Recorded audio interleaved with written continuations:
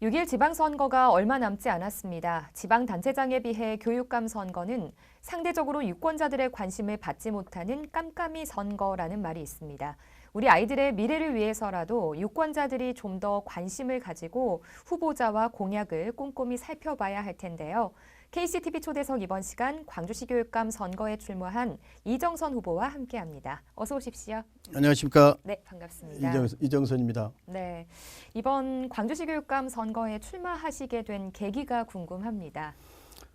네, 위기에 처한 광주 교육을 구하기 위해서입니다. 위기는 크게 외부적으로 오는 것도 있고요. 또 내부적으로 갖고 있는 위기도 있는데요. 네. 외부적으로는 교육의 대전환이라고 하는 즉 디지털 트랜스포메이션을 기반한 4차 산업혁명 시대 네. 그리고 코로나 팬데믹, 기후환경 위기와 학력 인구의 급감이라고 하는 이러한 이 교육 대전환에 대처해야 할 필요가 있었고요. 네. 또 하나는 내부적으로는 이분법적인 또 평등 획일주의의 이러한 그 갈라치기식 행정으로 인해서 야기된 갈등, 구성원들 간의 갈등, 그리고 학력의 하향 평준화, 그리고 마지막으로 이제 미래 교육에 대한 대비가 미흡하다. 따라서 광주 교육을 또 우리 광주의 아이들이 꿈과 희망을 갖기 위해서는 이러한 위기를 극복할 수 있는 교육 전문가가 필요하다 해서 제가 감히 자처해서 이러한 교육 전문가로서 교육감이 되기 위해서 출마하게 되었습니다. 네.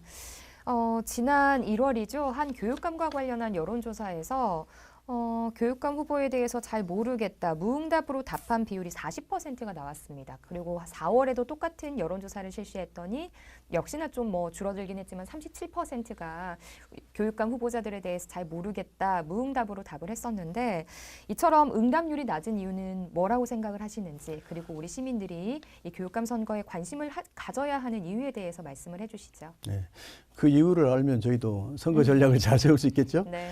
아마 교육감 선거는 정당 그 표시도 없고요. 네. 또 특별히 선거 운동을 이 집단으로 할 수 있는 기회도 많지 않고 네. 오로지 후보 혼자서 조직을 만들어서 홍보도 하고 네. 해야 하는 그러한 어려움 때문에 아마 그런 것 같기도 하고요. 네. 일면으로는 또 사실 교육감 선거가 아까 이야기하신 것처럼 무응답이 대략 30 후반 정도 나온다라고 네. 했는데 모든 사람이 다 관심을 갖고 투표를 하면 좋겠지만 네. 대체적으로 지방선거를 봐보면 대략 그 투표를 하지 않는 사람, 네. 그러니까 100% 다 투표를 하셔야겠지만 네. 안 한 사람이 대략 한 30% 가까이, 때로는 40% 가까이 됩니다. 네. 아마 그렇게 모르겠다, 무응답 하신 분들은 투표 적극층이 아니지 않을까 이러한 생각도 하고요. 네. 그런데 뭐 잘 아다시피 현재 광주는 어떤 면에서 많은 부분 시장이 만듭니다. 그런데 미래의 광주는 광주 교육감이 만듭니다. 우리 아이들을 얼마만큼 잘 꿈과 희망을 길러주는가에 따라서 우리 광주의 네. 미래의 생활이, 미래의 삶이, 미래의 발전상이 달라지는 것이 바로 교육감의 역할입니다. 네. 따라서 광주 시민들이 이 지자체뿐만 아니라 이런 교육감 선거에도 관심을 가져줄 때만이 현재의 광주를 넘어서 미래의 광주, 밝은 미래의 광주가 보장된다. 네. 그래서 교육감 선거에 많은 관심을 가져주십사 부탁드립니다. 네. 장위국 현 광주시 교육감이 3선 재임을 하면서 흔히들 우리 광주 교육을 진보 교육이라고 말들을 하는데요. 공과 과가 있다면 어떤 것들이 있을까요? 저는 그 광주 교육 지난 12년을 진보 교육이라고 평가하지 않습니다. 네. 저는 장위국 12년 교육 체제라고 말씀드리고 싶은데요. 네. 크게 잘한 점도 있고 또 좀 개선되었으면 하는 점도 있습니다. 네. 잘한 점으로는 크게 저는 세 가지를 들고 싶은데요. 그 중에 하나가 이제 민주인권 평화라고 하는 우리 광주의 이러한 위상을 전국화하는 데 앞장섰다 이렇게 보고요. 네. 그리고 이제 다른 시도보다 뭐 보편적 교육복지, 무상교육을 이렇게 네. 네. 실현하는 데 굉장히 많은 노력을 했고 앞장서셨다 네. 이렇게 말씀드리고 있고요. 또 이제 학교를 변화시키기 위한 여러 가지 노력들을 이렇게 했습니다. 그게 뭐 온전하게 다 성공한 것은 아니겠지만 그러더라도 그러한 노력들은 높이 평가해야 하고 이러한 잘한 것들은 저희가 계승 발전시켜야 되겠다 이러한 네. 생각을 하고요. 네. 이제 조금 개선되었으면 좋겠다라고 하는 것, 기본적으로 학교의 본질은 잘 가르치고 잘 배우게 해서 탄탄한 실력을 갖게 해주는 거잖아요. 네. 그런데 우리 장교육감님 이 시절에는 우리 실력이 하향 평준화 되었단 말이죠, 결과적으로. 네. 그래서 이제 이러한 부분은 저희가 좀 보충을 해야 하겠다라고 하는 거고요. 네. 또 이제 행정을 하실 때 포용하고 믿음을 바탕으로 신뢰를 바탕으로 이렇게 상호 소통했으면 좋겠는데 하다 보니까 그러신지 모르겠지만 이분법적 갈라치기를 많이 해가지고 네. 갈등이 좀 심화됐다. 구성원들 간에 뭐 공사립 간에 네. 이러한 갈등이 좀 심화됐다라고 하는 거고요. 또 실제로 현재 교육에 많이 집착해서 그런지 강조를 많이 해서 그런지 모르겠지만 미래 사회에 대비하는 미래 교육이 조금 네. 미흡했다. 이런 부분들은 저희가 이제 앞으로 네. 더 발전시키고 또 개선해 나가겠다 생각합니다. 네. 코로나19로 인해서 우리 아이들의 교육 현장이 또 가장 큰 혼란을 겪지 않았나 싶은데요. 그러다 보니까 아무래도 또 새로운 패러다임이 필요해 보입니다.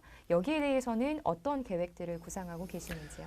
실제로 그 디지털 트랜스포메이션에 기반한 4차 산업혁명 시대는 네. 그 앞으로 교육 방향을 어떻게 해야 할 것인가에 우리로 하여금 많은 고민을 하게 했습니다. 네네. 그런데 코로나19는 많은 부분 교수학습 방법, 교육 방법에 어떻게 하면 언제 어디서나 온라인이나 오프라인에서 할 수 있는가 교육을 네.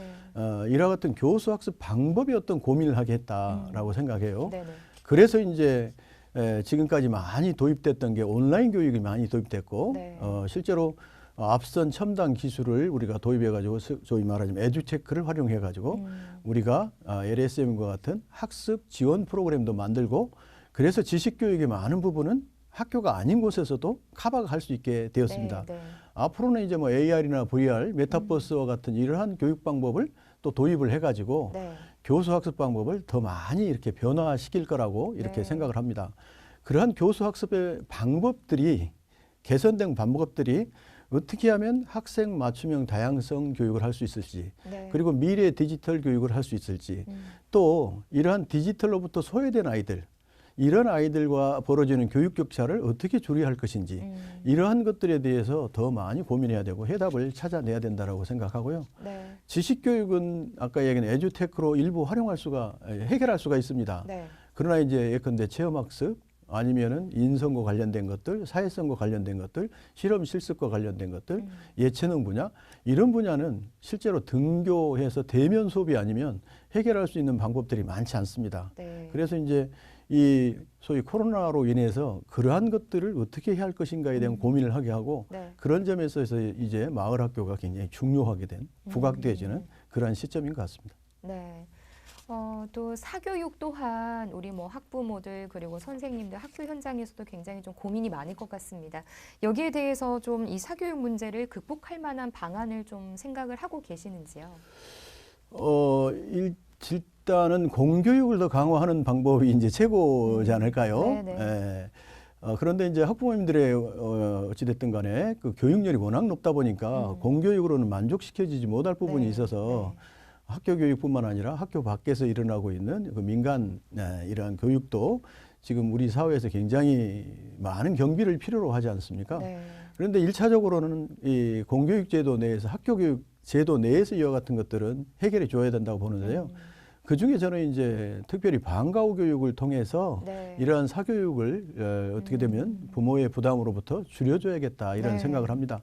방과 후 교육을 조금 더 다양화하게 하고 네. 그리고 질 관리를 통해서 우수한 강사를 또 이렇게 영입을 해가지고 뭐 필요한 경우는 일타 강사까지라도 도입을 해서 이 사교육 시장보다 더 나은 방과 후 교육을 마련해주면 네. 학부모님들이 굳이 아이들을 사교육 시장으로 내보내지는 않을 것이다. 네. 그래서 학교 안에서 이러한 방과 후 교육을 통해서 많은 부분 흡수를 하면 되지 않을까. 굳이 사교육을 해야 한다면 이제 예체능이나 아니면 언어나 뭐 발달 장애나 심리나 이러한 분야에 특별히 이제 더 교정과 치료를 필요로 하는 부분들은 사교육에 의존해도 되지 않을까 네. 이런 생각입니다. 네. 사교육 극복 방안으로 방과 후 교육 다양화를 들어주셨습니다. 광주 교육행정에 대한 지적도 굉장히 많습니다. 어떤 점들이 문제라고 생각하시고 또 이것들을 어떻게 해결할 계획이신가요? 이제 교육행정이라고 하면은 일반적으로 일반 행정 네. 이야기할 수 있고 또 학사 행정 이렇게 이야기할 수 있는데요. 이제 일반 행정과 관련해서는 그 학교에서 일어나는 교육 활동을 지원해주는 여러 가지 행정 활동들을 네. 말할 수 있습니다. 네. 일단은 구성원들 간의 그 소통하고 화합을 통해서 신뢰를 바탕으로 한 동반자 관계를 만든 게 굉장히 중요한 것 같습니다. 네. 현재는 아까 이야기한 이분법적인 갈라치기식 교육을 통해서 갈등이 조장됐는데 이러한 갈등은 결국 동반자적인 이러한 관계를 형성하지 않고는 쉽게 해결할 수 없다 네, 이렇게 네. 생각하고요. 네. 특별히 이제 이 일반 이 행정직에 종사하는 사람들이 또 선생님들이 굉장히 많은 그 업무, 즉 공문서로부터 이렇게 네. 어려움을 겪고 있단 말이죠. 네, 네. 그래서 대략 작년에 같은 경우는 뭐 한 학교에 11만 건이 넘는 공문서가 이렇게 발생을 했는데 이러한 것들 행정 업무를 어떻게 하면 줄일 것인가에 대한 네. 고민을 해야 되고요. 네. 저는 이제 그런 것을 통해서 학교 선생님들이 특별히 굉장히 시간을 많이 뺏고 어려워하는 네.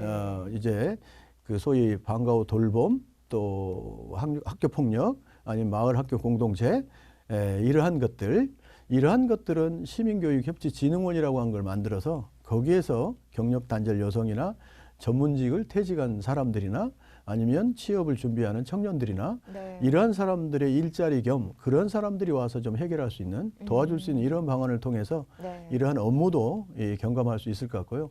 핵심은 뭐니 해도 소통과 신뢰를 바탕으로 한 동반자 관계 형성이 가장 행정에서 중요하다 이렇게 봅니다. 네, 후보자님이 계획하고 계시는 정책 공약들 굉장히 많이 있을 텐데 이 가운데에서 핵심적인 공약들 몇 가지만 설명을 해주시죠. 네, 저는 그 혁신적 포용교육이라고 하는 모토를 내걸고 10개 공약, 50개 과제를 발굴해서 이미 발표를 했습니다. 네. 그중에 이제 핵심적이라고 하는 거 이제 세 가지만 이야기하면 먼저는 다양성을 품은 탄탄한 실력을 향상하겠다. 그리고 학생 맞춤형 이 진로 진학을 강화하겠다라고 하는 게 첫 번째고요. 네. 두 번째는 이제 아까 말씀드린 건 미래 사회에 대비하기 위해서 미래 사회를 더 철저히 준비하겠다. 그리고 세 번째는 이 학력 격차, 코로나로 인해서 더 벌어지는 이 학력 격차를 줄이기 위해서 네. 보편적 교육 복지를 완성하겠다. 이걸 위해서 이제 저희는 꿈드림이 광주 학생 학습 지원 꿈드림이라고 하는 그래서 초등학교부터 고등학생까지 1인당 1년에 최대 100만 원까지 지원해서 이러한 학습 격차를 줄이겠다라고 하는 이 세 가지를 크게 내세울 수 있습니다. 후보자님께서는 2018년에 이어서 이제 두 번째로 또 교육감 선거로 출마를 하셨습니다. 4년 전에 계획했던 정책 공약 그리고 지금 내세우고 계시는 정책 공약에 어떤 변화들이 있는지 어떤 차이점이 있는지 궁금한데요. 4년 전에도 첫 번째 공약으로 저희가 시민교육지원청 그래가지고 시민과 함께하는 그리고 교사들에게는 업무를 경감시켜주겠다라고 하는 이러한 공약을 냈는데요. 조금 전에 말씀드린 것처럼 시민교육협치진흥원이라고 하는 것으로 조금 더 디벨롭 시켜가지고 발전시켜가지고 거기에서 다루는 업무와 그리고 거기에서 해결해야 할 여러 과제들을 더 많이 이렇게 확산을 했고요. 4년 전에는 우리 장애국 그 교육감 체제가 지금보다 학력의 하향 평준화나 아니면 갈라치기식 이분법으로 인해서 나타나는 갈등이나 미래 사회에 대해서 대비하는 것들이 지금보다는 조금 그때는 이제 4차 산업혁명을 비롯한 미래 사회에 대한 관심들이 지금보다는 좀 적게 했으니까 그때는 이러한 그 정책들이 많지가 않았는데 지금은 특별히 이제 미래 교육을 어떻게 할 것인가가 굉장히 중요한 시점에 와 있고 따라서 이제 그런 미래 교육을 어떻게 할 것인가에 대해서 조금 더 강조하는 정책들을 개발하게 되었습니다. 네, 아무래도 그렇게 변화할 수 있었던 데는 코로나19가 또 큰 작용을 하지 않았을까? 맞습니다. 바로 그 지점이고 그래서 에듀테크라고 하는 이러한 그 첨단 기술 교육의 도입을 어떻게 할 것인가에 대한 고민들이 결국은 이 코로나19 때문에 나타나게 된 미래 교육에 대한 고민이라고 봅니다. 네, 윤석열 대통령의 또 교육 정책에 대해서 우리 후보자님이 어떻게 생각을 하고 계시는지도 궁금하거든요. 네, 저는 그 지난번에 두 번에 걸쳐서 윤석열 당선자 신분으로 발표하셨던 교육 정책을 두 번에 걸쳐서 비판을 한 적이 있습니다. 먼저는 이제 특권 교육, 그리고 이제 경쟁 중심의 교육, 서열화 교육, 성적 위주의 교육, 이러한 교육에 대한 것들은 결국 MB 시대로의 핵이다. 그래서 이러한 MB 시대로 다시 회귀한 것보다는 우리가 미래로 나아가야 된다. 네. 앞으로의 세계는 다양한 사회 시대이고 이러한 다양한 시대에 걸맞는 학생 맞춤형 다양성 교육을 해야 한다. 네. 그래서 공부를 하고 싶은 아이들에게는 공부를 할 수 있도록 지원을 해주고 공부가 싫은 아이들에게는 자기가 타고난 특기와 적성과 끼를 살려줄 수 있는 그러한 그래서 미래 먹거리를 찾아주는 네. 이러한 맞춤형 다양성 교육으로 나아가야 할 시점이기 때문에 성적 위주의 서열화하고 특권 교육을 하는 MB식의 회귀는 저희는 반대한다. 이제 이러한 비판을 냈었고요.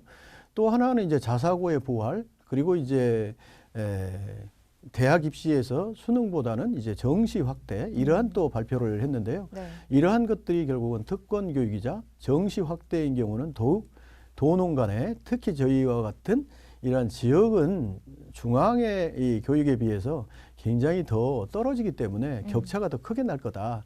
그래서 이제 저희들은 그러한 윤석열 정책에 대해서 윤석열 대통령님 정책에 대해서 이제 비판을 한 바 있고요.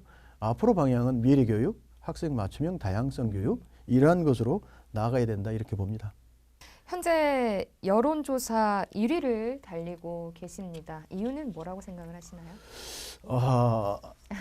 아마 그 4년 전에 네. 제가 까딱하면 교육감이 될 뻔했잖아요. 네. 그 아쉬움, 석패에 대한 아쉬움 2% 차이로 졌는데 그런 아쉬움들이 굉장히 많이 남아 있는 것 같다 이런 네. 생각을 먼저 하고요. 네. 그리고 이제 광주교대 총장도 하고 또 제가 시내 곳곳에 시민들을 찾아다니면서 오랫동안 간담회도 하고 시민들에게 듣고 배우고 네. 공부도 하고 하면서 이제 접촉면도 넓혔고 네. 그리고 이제 교대 총장을 하면서 세웠던 CEO로서 행정 CEO로서 이러한 치적들이 또 이렇게 좀 더 알려진 것 같고요. 네. 제가 또 봉사를 열심히 하지 않습니까? 워낙에 많은 사람들로부터 도움을 받았기 때문에 네. 이 사람들에게 보답해 줄 수 있는 이런 봉사를 많이 하다 보니까 네. 사람들이 조금 더 알아주는 것 같고요. 특별히 저는 학연, 지연, 혈연이 여기가 없습니다. 그러다 보니까 네. 그 소위 이러한 사람도 굉장히 가난하게 어렵게 자라난 사람도 성공할 수 있다라고 하는 성공 모델을 한번 네. 세워보라라고 하는 격려와 지지가 반영된 게 아닌가 싶습니다. 네, 이제 마지막으로 유권자 여러분들에게 한 말씀 전해주시죠. 네, 저는 4년 전 광주시 교육감에 나와서 아깝게 석패를 했습니다. 4년 동안 기다리고 또 기다렸습니다. 기다리면서 배우고 시민 속으로 찾아 들어가서 시민들의 소리를 듣고 공부를 했습니다. 이제 이러한 공부를 통해서 준비를 마쳤습니다. 교육은 교육 전문가가 가장 잘 압니다. 잘 합니다. 저는 40여 년 동안 오로지 교육 한 길을 걸어왔고 교육 행정가로서 전문성을 인정받았습니다. 또 미국에서 박사학위를 했고 일본과 호주에서 연수를 거쳐서 국제적인 감각을 갖춘 국제교육의 전문가이기도 합니다. 글로벌 시대에 누가 더 세계적인 트렌드에 맞춰서 교육을 잘할 것인가는 이러한 국제적인 감각을 가진 사람이어야 한다라고 생각합니다. 그러나 이러한 교육은 교육감이 혼자 하는 것이 아닙니다. 시민과 동행할 때, 시민이 함께 할 때 교육은 성공합니다. 그래서 광주교육은 광주 시민이 만듭니다. 저는 광주 시민과 동행하는 교육감이 되겠습니다. 감사합니다. 네, 앞으로 후보님의 선전 기대해 보겠습니다. 오늘 함께해 주셔서 고맙습니다. 감사합니다.